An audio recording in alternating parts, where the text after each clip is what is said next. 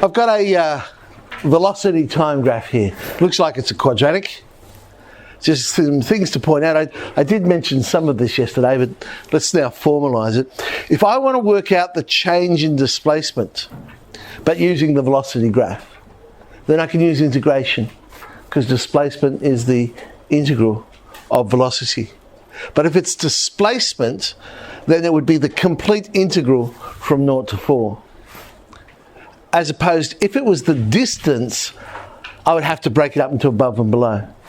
So change in distance is like finding the area, whereas change in displacement is just finding the straight integral from start to finish. A similar thing with acceleration. If I wanted to find the change in velocity, I could use an acceleration graph, and change in velocity would be the complete integral, whereas change in speed, I would break it up into the areas above and below. Right, so if we have to draw, well, essentially what we're drawing is graphs of the derivative. I mean, velocity is the derivative of displacement and so on. So what to keep in mind? Let's say the function is displacement.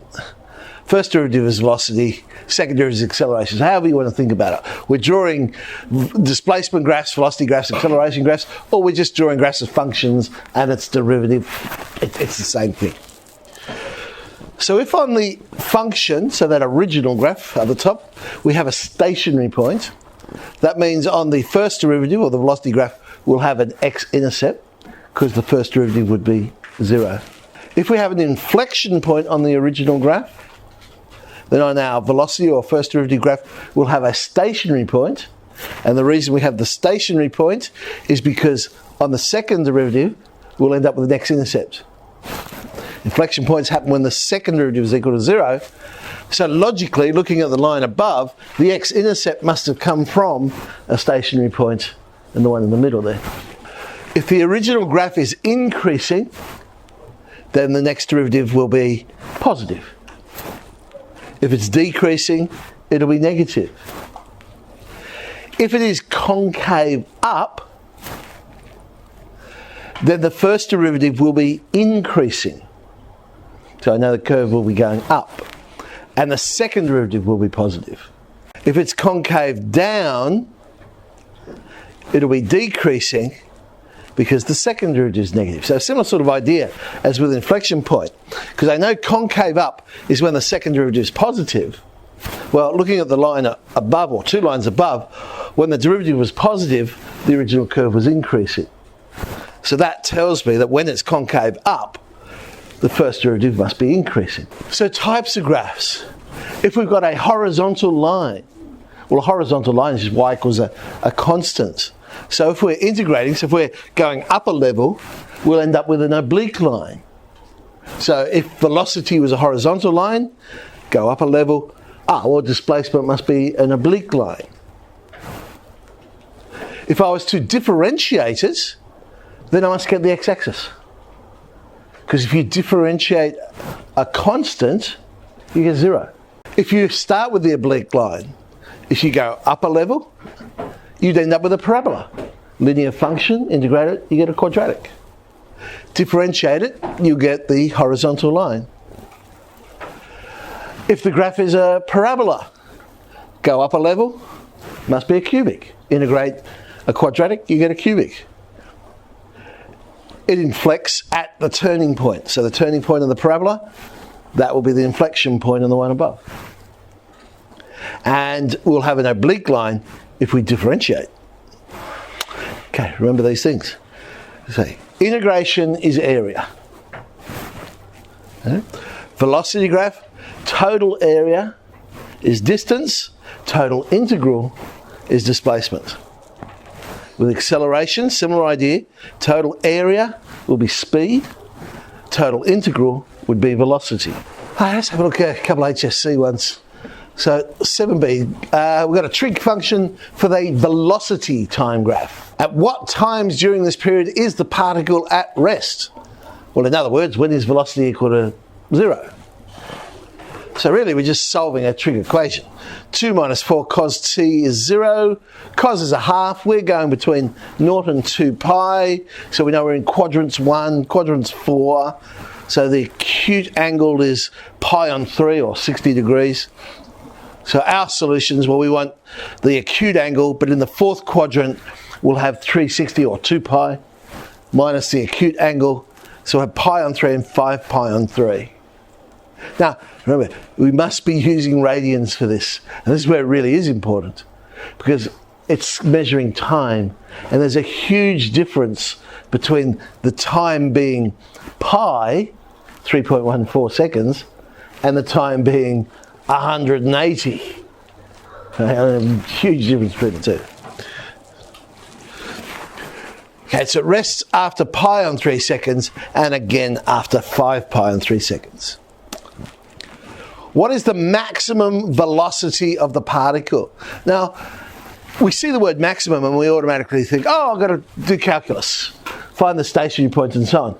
But if you're talking about a trig function, use your knowledge of the trig function. We've got a cosine graph. It's got an amplitude of, okay, but we've been shifted up. 2. Therefore, the maximum that function can ever be is 6. So we just use our knowledge of the trig function to solve the problem. So the maximum velocity, so just to formalise that bit with some working out there, well, okay, I know the cosine function, we said amplitude's 4, goes between minus 4 and 4. Shifted up 2, it goes between minus 2 and 6. And so, all right, maximum velocity is 6. Sketch the graph of velocity. Okay, as we said, amplitude's 4. We've shifted up 2. This one's flipped upside down because it was negative cos. The period is 2 pi, so our standard one. So I'll mark off divisions every pi on 2. Okay, now cosine, I would normally start at the peak. So I would start at 4, but it's shifted up 2, so I would start at 6, but it's upside down. So I'll start down the bottom, which is negative 2. We then go up to the axis, back up to the peak, and so on. So, woo, there's our graph. Calculate the total distance travelled by the particle between 0 and pi. I'll just flick back to the picture there. So between 0 and pi, but it is distance that they've asked for. So I've got to break it up. That x-intercept is pi on 3. We know that because we found when the velocity was equal to 0, remember. So between 0 and pi on 3, it's below, so I've made it negative. Integrate. Now you'll notice what I've done here. On the first one it was negative. I decided to swap the limits around so it became positive. Reason why I do that is because now when I subtract, I just subtract 2 lots of what I get when I substitute in pi on 3. So substitute in 0 plus substitute in pi minus twice when I substitute in pi on 3. And that all tallies up to this wonderful expression, which still needs a bit more tidying up. Woo, there you go. 4 root 3 plus 2 pi on 3 metres would be the total distance travelled. Now, they've given us this particular, what do we got? An acceleration time graph between 0 and 5. Okay. Write down the time when the velocity of the particle is a maximum. Now, we only have an acceleration graph. So what are they saying? When is velocity a maximum? Well, velocity is the integral of acceleration. So it's now saying, when is the value of this integral a maximum? Okay. Well, it's going to be at t equals 2. Because if you think about it, it's above the axis, so it's going to be positive, positive, positive. It's getting bigger and bigger and bigger, the area. But once I go past 2, it's going to be negative. And so the answer of the integral will get smaller and smaller and smaller past that point. So the largest value for that integral must happen at t equals 2. Another way of thinking about it, we know velocity is a maximum when its derivative is equal to 0. Well, its derivative is acceleration. So when is acceleration equal to 0? Oh, look, there it is, at 2. That's another way of getting the same answer. So either way, it's at t equals 2 seconds. Okay. What time interval is it furthest from the origin? Furthest from the origin. So it's saying, when is displacement a maximum? Because it doesn't care in which direction. So, when is displacement a maximum? It's going to happen when the first derivative is equal to 0, or velocity is equal to 0. Okay. But velocity is equal to the integral of acceleration. So we're now saying, when is the integral equal to 0? So when is that area above equal to the area below? So I just need to work out how far I've got to go until these two areas are the same. Okay. Fortunately, I've got some lovely symmetry there. So it's going to be at t equals 4. Because of the symmetry, look at it, it goes up to 3, down to -3.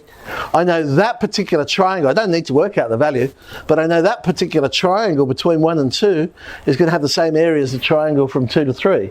So they'll cancel each other out. So I'm now looking at a rectangle where the height is 3 and the width is 1. Well, height is 3, width is 1, would take me to t equals 4. So that's when it's going to be furthest away. Okay, let's have a look at this one. This is a little bit more interesting.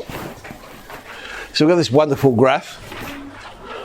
Well, it's velocity time, this one. Velocity time. And they've defined a few points for us. Using Simpson's rule. Because we love Simpson's rule. Estimate the distance travelled between 0 and 4. And I guess we've got to use Simpson's rule because, well, we don't know the equation of this curve. So we can't integrate exactly, but we know the values at those 2 points, so we can get an approximation. Okay, Simpson's rule. H on 3, y naught, 4y odd, 2y even, yn. Draw up my table of values. Huge table of values there. 3 of them. So it can be 1 times the end ones, 4 times the middle one. H is going to be 2/3. So 6 metres by Simpson's rule. That's how far we've travelled. Okay. The object is initially at the origin, but notice it was question 10. So this is back in the day when there was just 10 questions. This was the last question of the test. So for 2, it was considered reasonably difficult. And for 3, it's reasonably difficult, I suppose, for that matter. All right, so back to part 2. They've now told us initially we're at the origin. We want to know when is displacement decreasing. So when is velocity less than 0? Because the change in displacement is decreasing, less than 0, which is velocity. Well, we can have a look at our graph, because we've got a velocity time graph, and we can simply just read off it. Well, displacement is decreasing when t is greater than 5. That's when the velocity graph was negative. Estimates. When is it coming back to the origin? Now I need the picture again, I think, because again it's similar to that other one. It's basically saying when is displacement equal to 0. So when have we gone back to the origin? So when are our areas, similar to the last one, displacement is the integral of velocity. We want to solve when is that integral of velocity equal to 0. When is the area above equal to the area below? So for the total integral, we'll get an answer of 0. So there's our graph. Now, again, I can use symmetry. From 4 to 5, that triangle is going to be the same as 5 to 6. Okay, so we know they cancel each other out. Now, we've just estimated the area under this curve was, what do we estimate? 6, I think it was, wasn't it? Okay, so our question now is, when is this rectangle going to have an area of 6? So there's our area. What do we know? We know the height of the rectangle. Height of the rectangle is 5. 5 times what is equal to 6? 6.5. Oh, very good. So 1.2. So 1.2 further on from 6. So at around about 7.2 seconds. 7.2 seconds. Sketch the displacement graph. Okay, there's our velocity graph. I'm going to put it underneath so I can sort of transfer important points down. I've labelled on the x-axis here, which is the vertical axis, the displacement, 6 and 8.5. They're going to become important points that we just worked out. So, first of all, what do I know? In all this question, we said the object is initially at the origin when t equals 4. Initially when t equals 4. Maybe that's the wrong way of saying it, but we know that when t equals 4, x is equal to 6. So I've labelled that point, 4, 6. By symmetry, remember we said the area here was equal to area here, so therefore when t equals 6, I must be back at x equals 6. So I know that point as well. The area of that triangle is 2.5. That's why I labelled 8.5.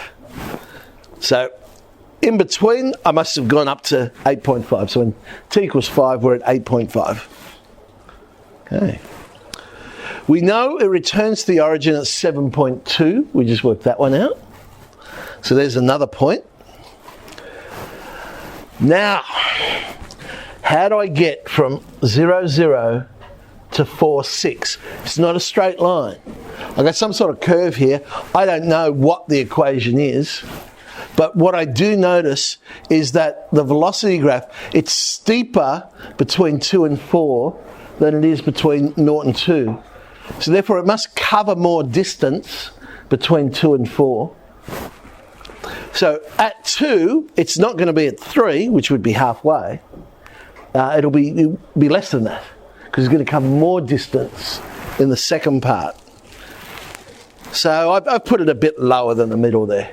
Now, obviously I don't know exactly where it is, but when t is greater than 6, velocity is a constant. If I integrate a constant, yeah. So I'm going to put that in. I know that's a straight line. And I know it must join up those 2 points. So I've got a part of my graph. There's the rest of it. Okay? Here's my logic. Between B and D, clearly that's an oblique line. So when I integrate it, I should get a parabola. So that's how I got that parabolic shape there. Here, again, I don't know the equation of the curve, but it's some sort of curve which must go through these points. So I've just estimated a curve which makes it reasonably smooth. And there's my lovely displacement graph. Are we having fun yet or what? Oh good, no one said what. Right, now, let's have a look at this particular one from 2005. This time, what do we got? We've got a velocity time graph again. Okay. At what time is the displacement a maximum? So displacement is a maximum. So displacement is a maximum when the area of this is the most positive. Also, when velocity equals 0. Problem with this one is I got velocity equaling 0 at 2 different points. So I want to know when it's most positive. Well, is that going to be 2 or is that going to be 6? 2. Yeah, it's got to be 2. So, okay, t equals 2. All right, let's look at part 2. At what time does the particle return to the origin? So return to the origin. When is the displacement equal to 0? That's what we're basically saying. Right, 4. Yeah. So you can see very similar questions. When's the area above equal to the area below? It's looking like that's symmetric. Again, I don't know the equation of that curve, but I think they've deliberately drawn something symmetric there for me. The rectangle on the left there is 2 units. That little shape under the curve, oh no, sorry, that's the is A. So that would be A by symmetry. So when is that equal to 2? Basically is what we're saying. So what is the width? The height is 2. The area is 2. What would that width be? Are you sure? Hang on, let's check. 2W equals 2. Oh yes, W does equal 1. So, 4 seconds. 4 seconds. Okay. Draw a sketch of acceleration. So this time we're going back the other way. We've got the velocity graph. We're going to draw the acceleration graph this time. So we're differentiating this curve. Okay. What do we know? Differentiate horizontal lines, we will get the x-axis. Because differentiate a constant, you get 0. Okay. So I'll just draw some lines there. I'm guessing that's a cubic. It's got rotational symmetry. But again, if in my solution I justify why I'm doing something, then they can't prove me wrong because there is no function there. So I'm saying that's a cubic. So if I differentiate a cubic, I get... So we've got a parabola. Oop, there it is. It's decreasing, so I know I'm below the axis. The inflection point by symmetry is at 2, so that's where I'll put the turning point. This is my next bit. Now look, I'm thinking that shape over here is the same as this shape over here. So logic tells me that that's going to be like some sort of parabola again. Similar shape to what's down here. So it's a very weird graph, but there's my acceleration graph. Okay, that was a long one.